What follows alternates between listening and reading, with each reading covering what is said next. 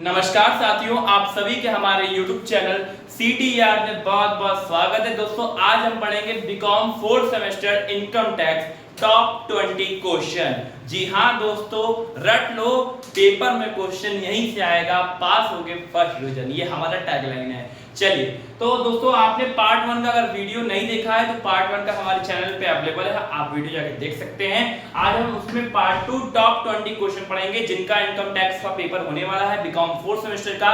वो चिंता न ले, टेंशन न ले, लेकिन हाँ हमारा कॉन्सेप्ट है कि हमने जो भी क्वेश्चन दिया है वो सब थ्योरिकल बेस है। आप न्यूमेरिकल बेस की तैयारी आप खुद से करिए, इतना तो आप करना बनता है आपका। हम आपको थ्योरिकल रास्ता बता दे रहे हैं कैसे कैसे तैयारी करेंगे कि आपका पेपर फर्स्ट क्लास का जाएगा।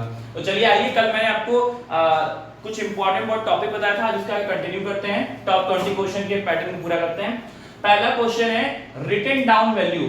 रिटन डाउन वैल्यू आप जानते हो क्या होता है, ये आप अपने 11th 12th में किए हो। अगर नहीं जानते हो, इसको हिंदी बोलते हैं अपलिखित मूल्य ह्रास। ठीक है, इसके बारे में देखना 5 नंबर टिप्पणी पे आने वाला है। फिर क्या है अनएब्जॉर्ब्ड डेप्रिसिएशन, जो अनएब्जॉर्ब्ड है। ठीक है, इसका हिंदी देख लेना, डिप्रिसिएशन को ह्रास कहते हैं, ये भी 5 नंबर में आ सकता है। फिर ब्लॉक ऑफ एसेट देख लेना, एसेट्स का ब्लॉक हो जाना, ये क्या होता है, ये तीनों 5-5 नंबर वाला टिप्पणी वाला है। ठीक है, उसके बाद देखना describe the method of computing of income from other sources. ये देख लेना कि अगर हमें कहीं इनकम फ्रॉम अदर सोर्स से हो रहा है तो उसको कैसे कंप्यूट करना है, उसके मेथड क्या क्या है। ये लॉन्ग क्वेश्चन 20 नंबर का फंस सकता है। ठीक है, इसको देख लेना जरूर से। इनकम फ्रॉम लॉटरी, ठीक है, इनकम फ्रॉम लॉटरी क्या होता है, इसके प्रोसीजर क्या क्या है, इसको देख लेना। फिर क्या है प्रॉफिट और loss on sale of the securities, क्या होता है। ठीक है, इसमें क्या क्या प्रोसीजर होता है, फॉलो कर लेना है, उसको देख लेना है। ठीक है, what are the provision governing the set off losses. अगर हमें कहीं से क्या हो रहा है, लॉस हो रहा है, ठीक है, हमें चाहे वो शॉर्ट टर्म कैपिटल गेन पे हो गया, चाहे लॉन्ग टर्म कैपिटल गेन पे हो गया, चाहे जुआ में हो गया, चाहे सट्टेबाजी में हो गया, लॉस हो गया, तो उसको हम कैसे सेटअप करेंगे, जो हमारा लॉस हुआ है सेटअप कैसे करेंगे, उसकी जो प्रोविजन है वो इसको देखना है। ये आपके मैं बता दे रहा हूँ, ये बीचों बीच यूनिट 2 या यूनिट 3 के चैप्टर में है सेटअप और carry forward of losses and profit, इसको करते हैं। ठीक है, इसका देख लेना, ये 20 नंबर क्वेश्चन फंस सकता है। ठीक है, ध्यान देना। हाँ, लॉन्ग टर्म कैपिटल लॉस क्या होता है देख लेना, शॉर्ट टर्म कैपिटल लॉस क्या होता है ये देख लेना, बहुत लोगों को पता भी होगा, वो नहीं देखेंगे, एक बार हल्का सा रिवीजन कर लेंगे। स्पेकुलेशन लॉसेस क्या होते हैं, और loss on lottery and card game, ये तो पता ही है आपको, जुआ कार्ड वाला सट्टाबाजी वाला होता है। फिर क्या है मेडिकल इंश्योरेंस प्रीमियम और rent paid for self occupied house, ये दोनों क्या है, इसका प्रोविजन देखना है कि कैसे इसको टैक्स में डिडक्ट करवाते हैं, प्रोविजन क्या है इसका। ये आपके मे बी 4th या 5वें चैप्टर का क्वेश्चन है, इसको आप जरूर देखिएगा, दोनों ये एक ही चैप्टर क्वेश्चन है। और इसका प्रोविजन देखना है कि अगर हमें टैक्स मिलता है तो हम कैसे इसको प्रोविजन में घटाकर शो करते हैं। ठीक है, उसके बाद क्या है state the rates of income tax for individual, very very most important question. अगर हमें किसी इंडिविजुअल के ऊपर इनकम टैक्स लगाना है तो उसके लिए क्या स्लैब है, क्या रेट लगेगा, उसके ऊपर वो बताना है। ठीक है, उसके बाद असेसिंग ऑफिसर, ये आपके लास्ट चैप्टर के पीछे से 3rd या 4th चैप्टर में है, आपके चैप्टर का नाम है इनकम टैक्स अथॉरिटीज, उस चैप्टर का लिया गया क्वेश्चन है। असेसिंग ऑफिसर क्या होता है, इसका काम क्या होता है, ये क्या क्या रिस्पांसिबिलिटी ड्यूटी क्या क्या होती है, इसको आप देख लीजिएगा, 5 नंबर में पूछ सकता है। इनकम टैक्स कमिश्नर कौन होता है, क्या क्या है, इसमें वर्तमान में कौन कमिश्नर है, इनके काम क्या है, ड्यूटी क्या है, पावर क्या है।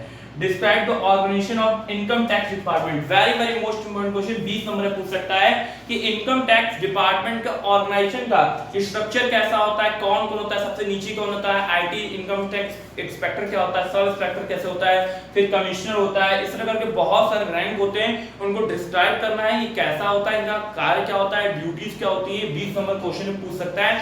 Very very very most important question. चलिए अगला देखिए, व्हाट इज पैन, सबको पता है, परमानेंट अकाउंट नंबर, ये 5 नंबर या 2 नंबर में डेफिनेटली पूछेगा। उसके बाद क्या है बिलेटेड रिटर्न, ठीक है, अगर हमें रिटर्न नहीं भरा है टाइम से, उसको लेट भरते हैं तो उसका प्रोसीजर क्या होता है, फॉलो कैसे किया जाता है। फिर उसके बाद क्या है who shell verify the return, अगर हमने क्या किया रिटर्न भरा है अपने बिजनेस या अपने फर्म का, तो उसको वेरीफाई कौन करता है, ये 5 नंबर के क्वेश्चन में पूछ सकता है।